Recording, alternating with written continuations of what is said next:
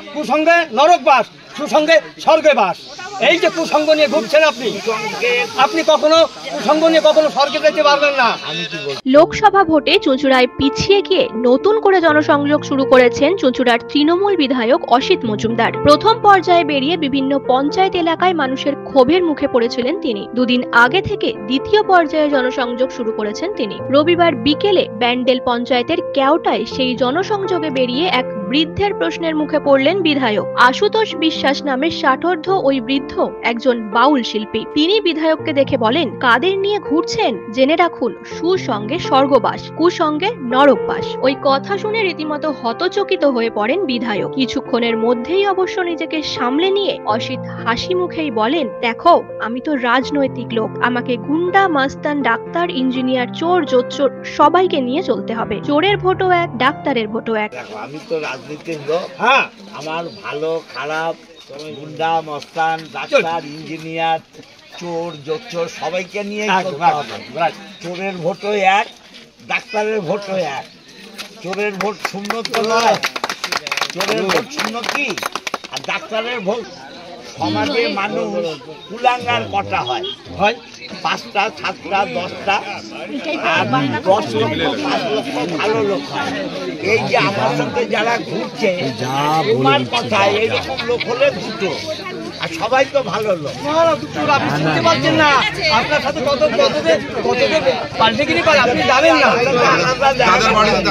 বিধায়কের মন্তব্য নিয়েই শুরু হয়েছে বিতর্ক। হুগলি সাংগঠনিক জেলা বিজেপির প্রাক্তন সভাপতি সুবীর নাগ বলেন, নেতারা দুটি চোখ দিয়ে জগৎ দেখেন, কিন্তু জগতের হাজার হাজার চোখ নেতাদের উপর নজর রাখে। অসিত বাবুকে সবাই চিনে নিয়েছেন। বাস্তবিক অর্থে উনি খুব সত্যি কথা বলেছেন যে ভোটের নিরিখে যদি হয়, বিচার হয়, সেক্ষেত্রে চোর বা যে কোনো মানুষেরই ভোটের দাম একই হয়। কিন্তু সাধারণ মানুষ, যিনি জনপ্রতিনিধিত্বের সদ্ব্যবহার করবার জন্য নয়, যিনি মানুষের কাজ করবার জন্য আছেন, সেই দলেই দল ভালো করুক, মানুষের ভালো করুক, সেটা যিনি চাইছেন, তিনি তো চাইবেন তার এলাকায় যখন তিনি দেখবেন যে কিছু অস্বচ্ছ মানুষের হাত ধরে বিধায়ক ঘুরবেন, তখন তো সেই দলের অন্য লোকগুলোর মনেই হবে যে আমাদের ভাবমূর্তি কোথায় ধাক্কা খাচ্ছে। কিন্তু এটা খুব সত্যি কথা যে দলটার নাম তৃণমূল, যেখানে অধিকাংশ নেতা থেকে শুরু করে বলা যায় বুথ স্তর শুধু নয়, সমস্ত স্তরের নেতৃত্বের ওপরেই বিরাট বিরাট প্রশ্নচিহ্ন রয়েছে।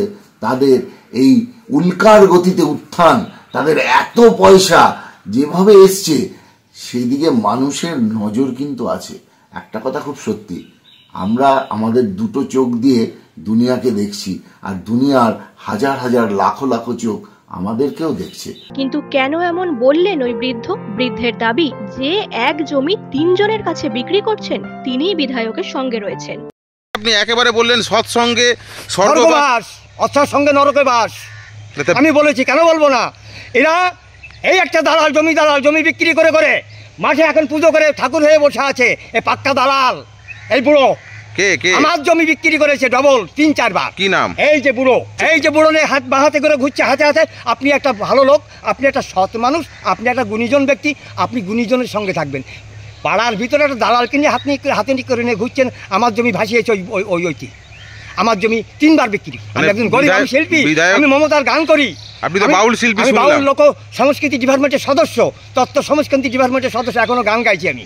আমি এই 26 তারিখে আমার ডিএম পারমিশন দিয়েছে, সার্টিফাইড নিয়ে এসেছি। আমি 12 বছর, আজকে আমি 8 বছর থেকে আজকে মনে হয় তৃণমূলের গান গাইছি। 34 বছর আগে গেছি সিপিএম। মানে অসৎ লোক নিয়ে ঘুরে বেড়াচ্ছে একদম। এই যে পাশে নিয়ে ঘুরছে, ভালো লোকের পাশে বিধায়ক একটা ভালো লোক, উনি একজন গুণী লোক।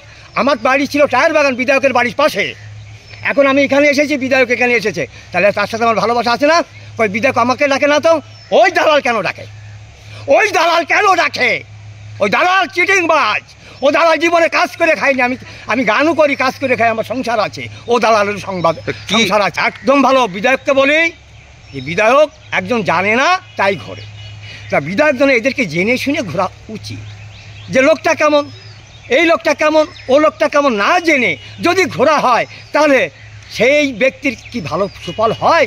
বিধায়ক অবশ্য ওই বৃদ্ধের কথায় আমল দিতে নারাজ। তিনি বলেন, সকলেরই বাক স্বাধীনতা আছে। দেখুন, নানান মানুষের নানা কথা, মানুষ বাক স্বাধীনতা আছে, গণতন্ত্র আছে, এটাই তার প্রমাণ। এটা তো সিপিএমের রাজ নয়, তৃণমূলের মা মাটি মানুষের সরকারের আমরা প্রতিনিধি। অতএব আমাদের বলার ক্ষমতা সবার আছে। ওর মনে হয়েছে যেটাও বলেছে, ঈশ্বর আছে, আল্লাহ আছে, বিচার করবে। নিউজ আজ বাংলা, হুগলি। নিঃসন্তান হওয়ার কারণ স্বামী বা স্ত্রী যে কেউ হতে পারেন।